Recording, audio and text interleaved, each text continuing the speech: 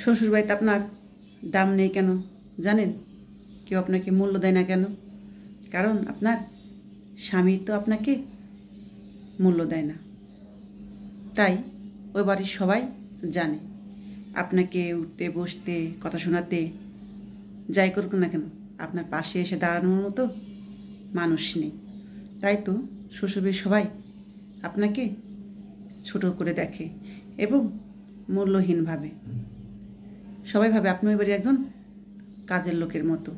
তাই তো সবাই আপনাকে অর্ডারের উপরে রাখে, এ লাগবে সে লাগবে, কার কোন খাবার পছন্দ সবটা রান্না করতে হবে।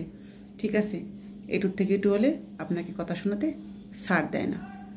আসলে এমনটা হতো না যদি আপনার স্বামী আপনার পাশে এসে দাঁড়াতো, সবাইকে বুঝিয়ে দিত না আমার বউকে শুধু আমিই শাসন করব, যা বলার আমিই বলবো, আর কেউ না।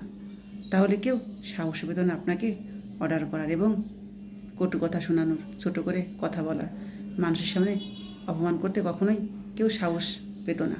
কারণ কি জানেন, একটা মেয়ে বিয়ের পর মূল্য পায়, সম্মান পায়, কেয়ার পায় শুধু তার স্বামীর ভালোবাসা দেখে। যদি সেই মেয়েটার পক্ষে স্বামী থাকে তাহলে দুনিয়ার কারো ক্ষমতা নেই সেই মেয়েকে ছোট করে কথা বলা কিংবা অপমান করা কিংবা বাজে ব্যবহার করা, কারো সাধ্য নেই।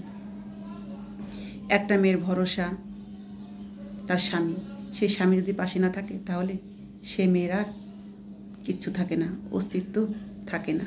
সে মেয়ে জোর গলায় কোনো কথাও বলতে পারে না, কেউ অপমান করলেও সেটার প্রতিবাদ করতে পারে না। কারণ সে জানে এখানে প্রতিবাদ করলে, কারো মুখে মুখে কথা বলতে গেলে তারা সবাই পেয়ে বসবে এবং তার পাশে এসে কেউ দাঁড়াবে না। ঠিক আছে, তাই সেই বাড়ির বউটা অসহায়ের মতো সবটা সহ্য করে নেয়। কারণ সে বাধ্য, তার হয়ে কথা বলার মতো বাড়িতে কেউ নেই।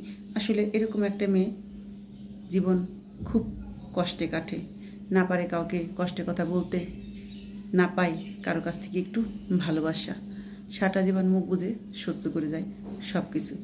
আসলে সে মেয়েটাই হতভাগী, যার পাশে তার স্বামী নামক মানুষটার ছায়া থাকে না।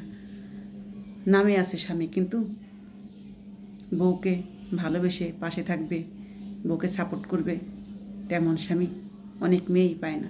এরকম বহু মেয়ে জীবন পার করছে, যে মেয়েরা স্বামীর পাশে এসে দাঁড়িয়ে যে সাহস দিয়ে কথা বলবে এমন স্বামী পায় নাই। ঠিক আছে, অনেক কষ্টে দিন কাটাচ্ছে, কিচ্ছু করার নেই। শ্বশুরবাড়ির সব অত্যাচার মাথা পেতে মেনে নিচ্ছে, কারণ স্বামী তো তাকে ভালোবাসে না, স্বামী তো তাকে মূল্য দেয় না, কেয়ার করে না। আর শ্বশুরবাড়ির মানুষজন কি করে দেবে? তাই সবটা মেনে নিয়েই দাসীর মতো জীবনযাপন করছে হাজারো অসহায় নারী।